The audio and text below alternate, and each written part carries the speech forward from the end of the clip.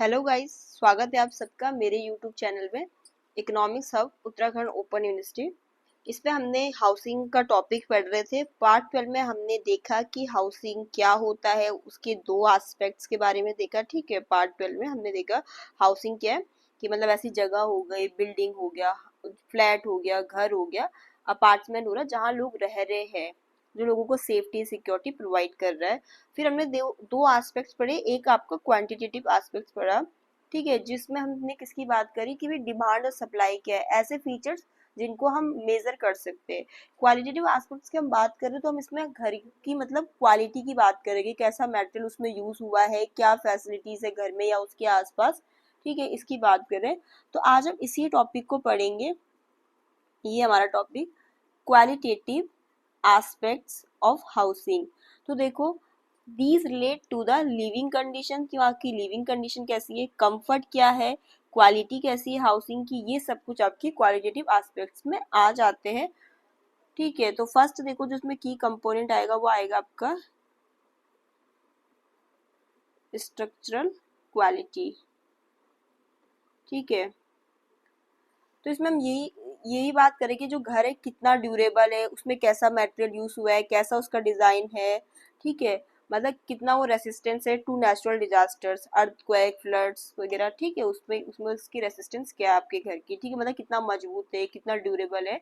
Quality की बात कर रहे हैं तो स्ट्रक्चर क्वालिटी में क्या आ जाती है, आपके घर की ड्यूरेबिलिटी आ जाती है। ठीक है, कितना लंबे समय तक चलेगा, डिजाइन आ जाता है। अब यहाँ पर डिमांड सप्लाई की बात नहीं हो रही, यहाँ पर क्वालिटी की बात हो रही, कैसा मटेरियल आपने घर में यूज कर रखा है, ये सब कुछ आपका किस में आ जाता है, स्ट्रक्चर क्वालिटी में। ठीक है, सेकंड आपका पॉइंट आ जाता है कि बेसिक क्या फैसिलिटीज है वहाँ, बेसिक अमेनिटीज, जिसमें हम ये देख रहे हैं कि घर में क्या क्या फैसिलिटीज है, कि वाटर सप्लाई, बिजली की, सैनिटेशन की, वेस्ट डिस्पोजल की। ठीक है, ये सब कुछ इसमें आ रहा है आपके बेसिक एमिनिटीज। ठीक है, ये घर में क्या क्या सुविधाएं उपलब्ध है, जिसमें आ जाता है आपका अवेलेबिलिटी ऑफ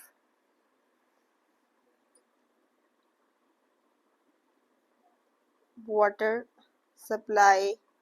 ठीक है, इलेक्ट्रिसिटी की, बिजली की सुविधा हो गई, सैनिटेशन की, मतलब सारी के घर में क्या क्या सुख सुविधाएं उपलब्ध है। वेंटिलेशन और लाइटिंग की कैसी सुविधा है, ये भी आपका क्वालिटी में आ जाता है। वेंटिलेशन एंड लाइटिंग, वेंटिलेशन और लाइटिंग में क्या है कि नेचुरल मतलब प्रॉपर ये कि खिड़की वगैरह बन रखे हो, दरवाजे वगैरह, रोशनदान वगैरह, कि नेचुरल एयर फ्लो हो रहा, लाइट इनसाइड द हाउस, मतलब कि प्रॉपर धूप एयर घर के अंदर आ रही है। ठीक है, वेंटिलेशन से यही तो मतलब है कि natural air flow and light inside the house. ठीक है, नेचुरल, क्योंकि देखो आप किसी घर में आरामदायक तरीके से रहना चाहते हो तो आप ये भी तो चाहोगे कि वहां पर सारी फैसिलिटीज हो, अच्छी क्वालिटी का, और साथ साथ अच्छा वेंटिलेशन हो। Natural air flow and light inside the house. ठीक है, ये आ जाता है। फिर आ जाता है आपका क्वालिटी में स्पेस एंड प्राइवेसी। इसमें ये आ जाता है कि सफिशिएंट रूम है कि नहीं पर पर्सन, ऐसा तो नहीं कि एक ही कमरे में 10 लोग रहेंगे, 5 लोग रहेंगे। ठीक है, क्वालिटी में हम इसकी बात नहीं कर रहे, क्वालिटी में ये कि सफिशिएंट रूम है कि नहीं पर person, availability of private space with in the house, ये सब की हम बात कर रहे हैं इसमें स्पेस एंड प्राइवेसी में। सफिशिएंट रूम्स पर पर्सन,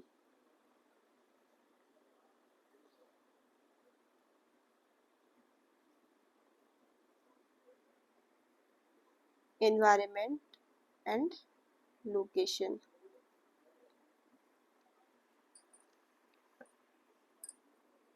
देखो जो आपका इन्वायरमेंट एंड लोकेशन है, उसमें हम ये कर रहे हैं कि कि जो हम जहाँ पर हमारा घर है उसके आसपास जैसे स्कूल, हॉस्पिटल्स, ट्रांसपोर्टेशन की सुविधा है कि नहीं, आसपास पार्क वगैरह है कि नहीं, ठीक है। और एक जो लास्ट आपका आ जाएगा सिक्स्थ पॉइंट इसमें, वो आ जाएगा आपका सिक्योरिटी, ठीक है। सिक्योरिटी इसमें ये कि आपका घर जो है वो सेफ कितना है क्राइम से या अदर रिस्क से, स्ट्रक्चरल सेफ्टी जो होती है बिल्डिंग्स वगैरह में, ठीक है। जब आप घर बनाते हो तो आसपास सिक्योरिटी तो नहीं देते, ऐसा तो नहीं कि सुनसान जंगल में बना दोगे, देखते हो ना कि आसपास लोगों के घर है कि नहीं, ठीक है। इसके अलावा स्कूल वगैरह की सुविधा भी देखते हो, हॉस्पिटल कैसे है, ट्रांसपोर्टेशन, बट ये सेफ्टी के बारे में भी तो सोचते हो ना कि आसपास लोग भी रहते हो। Safety from crime and risk, ठीक है। Structural safety of the building, ठीक है। सेफ्टी में स्ट्रक्चरल सेफ्टी की बात भी कर रहे हैं।